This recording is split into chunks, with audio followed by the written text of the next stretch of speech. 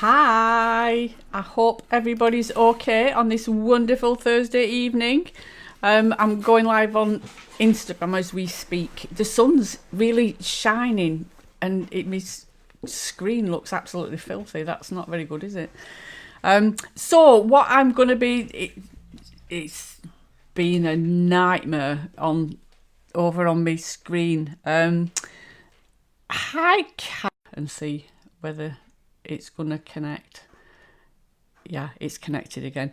So yeah, what I'm going to be doing is talking about moving on and letting things go. When we move on from something, whatever that is, whether it's moving on from a relationship, whether it's moving on to a new job, whether it's moving a different place, whatever it is, we've got to let something go. And sometimes that's what we need to do when we're making a change. When we're looking at making a change in our life, we've got to be prepared to let something go. Even if the change that we're making is a good change, often we can feel some regret or loss or something about what we're letting go, which is really interesting, especially when we're moving on to pastures new and things are going to be really positive. So it's about understanding that sometimes, things might not run as smoothly as what we thought they would do when we're making a change. So the first thing that we need to do when we're letting go or moving on is an acceptance, of the situation and how you're feeling. We need to go inwards and look at what's going on and be honest and authentic about things. I'm talking an awful lot with people, which I will go on to talk a little bit in this about relationships, and relationships with ourselves is fundamentally the most important relationship that we will ever have. I'm seeing a lot of couples, privately in my therapy room, but it's also kind of brought home to me that the relationship that we have with ourselves is the most important relationship, because if we're not in an okay place, we can't be okay in a relationship. And that, to me, kind of struck a chord with me. I've been divorced now for getting on, I think it's probably getting on for about 4 years, 3.5 years, separated definitely for 4 years, but probably 3 years divorced. And I still don't feel ready to be in a relationship. I've still got a lot of work that I need to do on myself, and I'm okay with that because I'm enjoying the journey. It's not a quick fix, any of this. So if we're looking at a breakup of a relationship and how we move on from that, it's about accepting where we are with the loss, especially if the relationship broke up and it wasn't what we wanted. We hadn't planned on it. Something happened that was out of our control. There's going to be grief around that. There might be, hidden anger and resentment and all that sort of stuff. So we need to work through all of that. So there's something about acceptance. We need to look at that. Forgiveness as well, which is really difficult sometimes.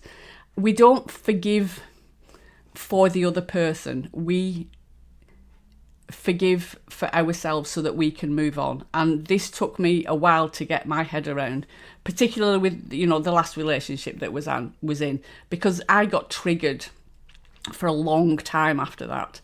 But it's past. I've worked on things. And it's like, what does forgiveness actually mean to you?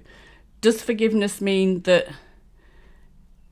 you've forgiven them for what they've done and you can move on? Because sometimes that's not what it's about. It's about understanding that things have changed. They did something wrong and just letting it go. We don't need to do anything with it. But if we're still being triggered, if that person is still impacting on us, then that means that we've not moved on from it. So there might be some work that we need to do around that, about truly understanding how we were impacted by somebody else's behaviour, and that them impacting on us the way that they did doesn't necessarily mean that it's impacting on them now. If we're hanging on to something, if we're bearing grudges, if we're being triggered, then the only person that it's impacting on is us.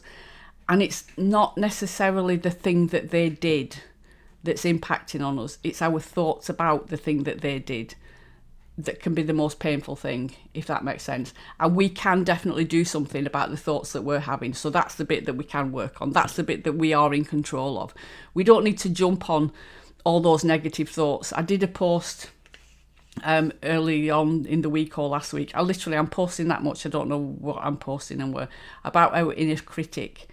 And that's a lot of the time what we're doing. It's our inner thoughts, the negative dialogue that we've got with ourselves that's just berating us all the time, that kind of impacts and impounds whatever it is that we're thinking about.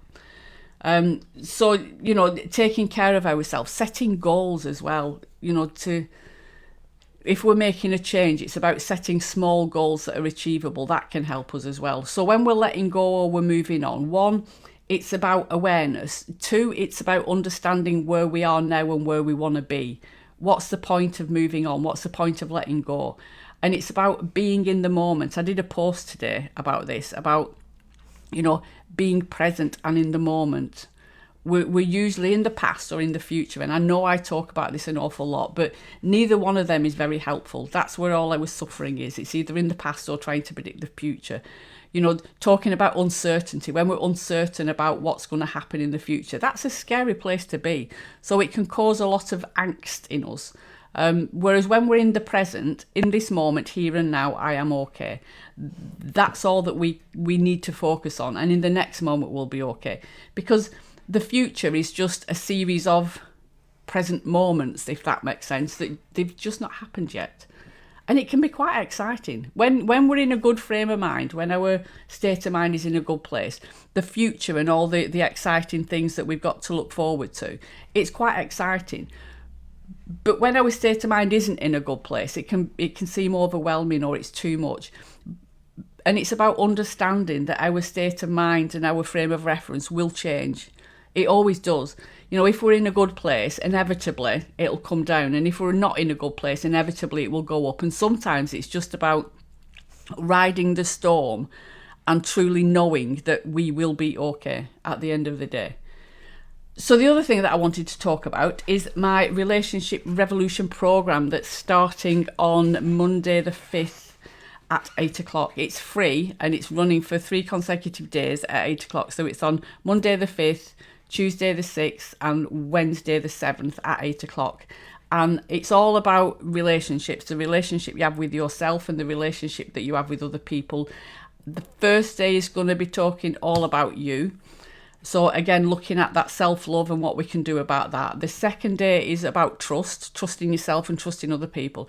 And then the third day is about connection and communication and how that impacts on our relationships. So there's a private pop-up Facebook group. I'll put a link in underneath this. You'll probably see the link for joining all over the place. It's just signing up, giving me your email address so that I can send you the stuff out because it's easier than me trying to store it. There'll be an email video of the replay and all that sort of stuff.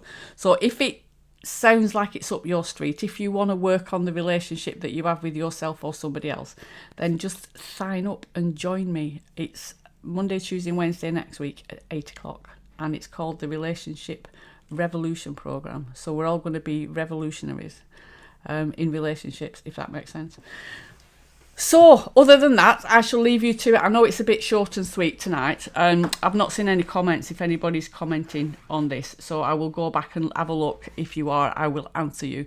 If you've got any topics that you want me to cover on the next one of these lives, then you know, feel free to comment or email me. You can email me jackie@jackiejones.co.uk. And other than that, I shall see you next week. Take care. Bye.